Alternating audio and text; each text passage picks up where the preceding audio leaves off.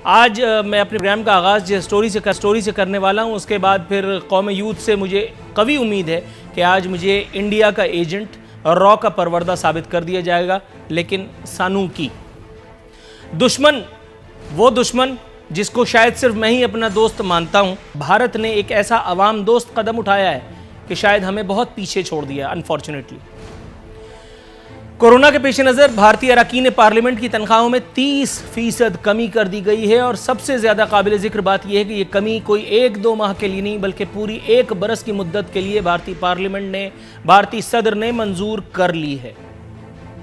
जबकि भारतीय पार्लियामेंट नरेंद्र मोदी के देश के बिल्कुल बरक्स, इस एक मुल्क में जिसका मैं बासी हूं, जिस पर मुझे नाज है, जिस पर मुझे फ़ख्र है अल्हम्दुलिल्लाह, जिसके अंदर मेरे बुजुर्गों की हड्डियां सुम्मा अल्हम्दुलिल्लाह दफन है और जहां मैं भी पैवंद खाक इंशाअल्लाह उल अज़ीज़ जब कभी भी हुआ हो ज़रूर जाऊंगा, उस एक मुमलिकत में तब्दीली आ जाने के बावजूद ना ही हमारी पार्लियामेंट को, ना ही पार्लियामेंट के चैंपियंस को, ना ही हमारे वज़राए मुमलिकत को, ना ही हमारे कोई और 30 मार खानों को कोई एक ख्याल है कि इस किस्म की कोई हरकत ही कर गुजरें।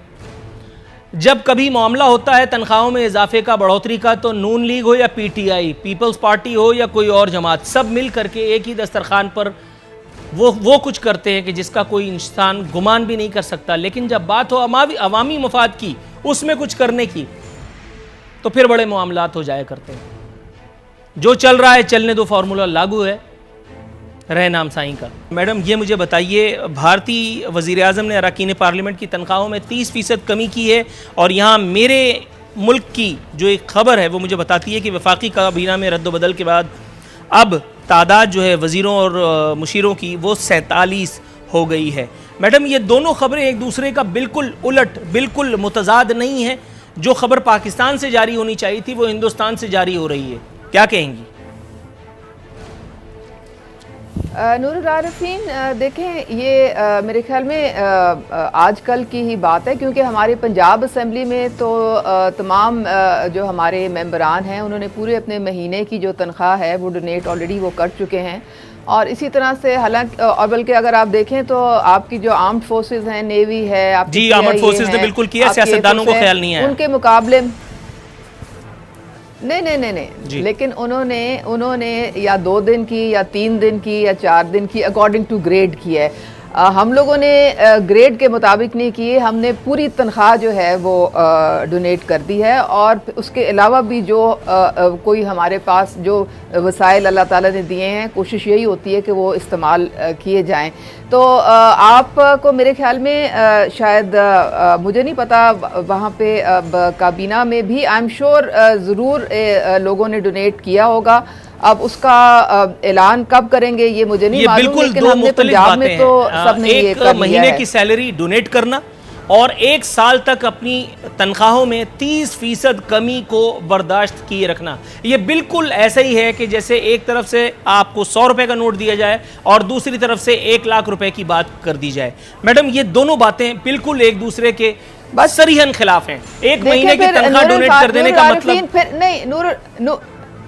जी देखिए नूरुल आरिफीन, फिर आपको चाहिए कि ये जो रूल है फिर ये सारे ब्यूरोक्रेट्स पे भी लगना चाहिए, आपके आर्म्ड फोर्सेस पे भी लगना चाहिए, आपके बाकी इदारों पे भी लगना चाहिए। हुकूमत है मैडम, आपने इनिशिएट क्यों नहीं किया?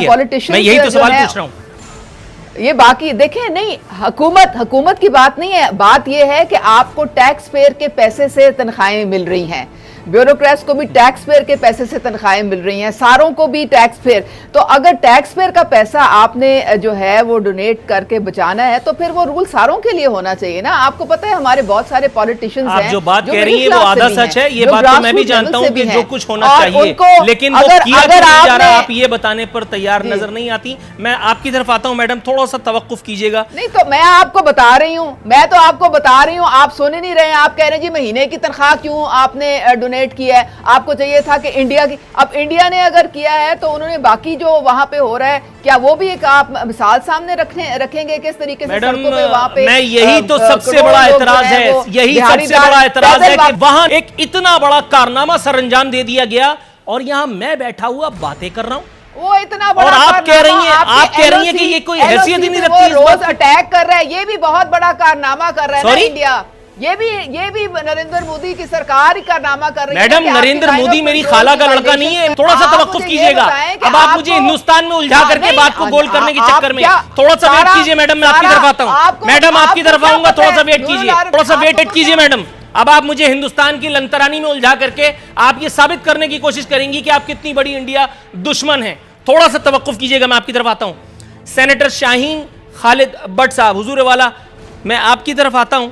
सर, पहली मरतबा आप इस शो में शिरकत का रिस्क उठा रहे हैं, आपकी हिम्मत को दाद देते हुए जनाबे वाला, जनाबे मन, मैं आपसे भी यही सवाल रखना चाहूंगा। सर, हमारी हुकूमतें, हमारे कायदीन, जिस वक्त नवाज शरीफ साहब बरसर इख्तिदार थे, उस वक्त भी पाकिस्तान में एक वबा आई थी, एक हीट वेव की, अल्लाह माफ़ करे परवरदिगार कभी वो दिन दोबारा ना दिखाए पाकिस्तानी अवाम को। वो उसने हमारा सब्र आजमाया था और उस वक्त नवाज शरीफ साहब जो हैं वो उम्रे की अदायगी के लिए सरजमीन हिजाज का रुख उन्होंने इख्तियार किया था।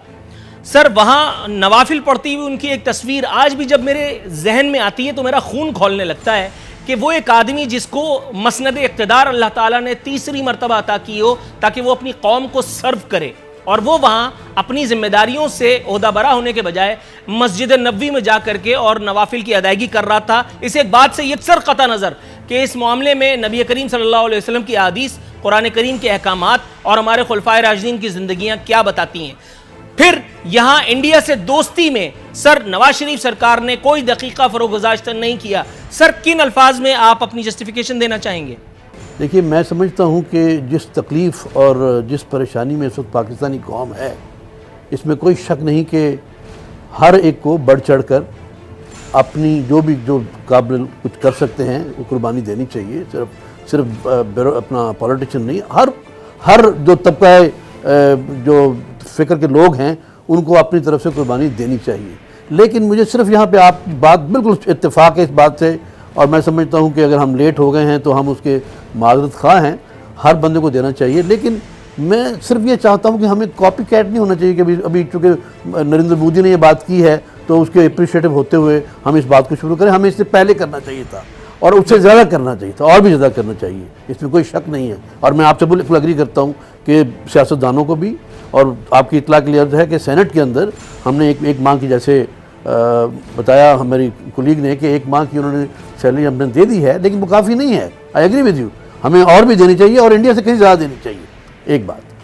दूसरी बात जो आपने मियां साहब के बारे में बात की है, देखिए थोड़ा सा ताल्लुक़, क्योंकि मज़हब के बारे में हर आदमी की अपनी अपनी एक ऑप्शन है कि वो किसी चीज़ की जो अप्रिसिएशन है, उसकी जो शुक्राना है, किस तरह अदा करते हैं। मियां साहब ट्रेडिशनली जब भी उनको कभी कोई कामयाबी हुई या कोई मुसीबत आई, कोई मुश्किल आई, तो उसकी गाइडेंस के लिए वो सऊदी अरब जाते हैं। उनका ये पहले बहुत दफ़ा उन्होंने ऐसा किया, तो इस पर तो मैं कोई बात नहीं करूँगा। बाकी रही दोस्ती की बात हिंदुस्तान से, तो ये मत भूलिए कि हिंदुस्तान के लिए ही हमने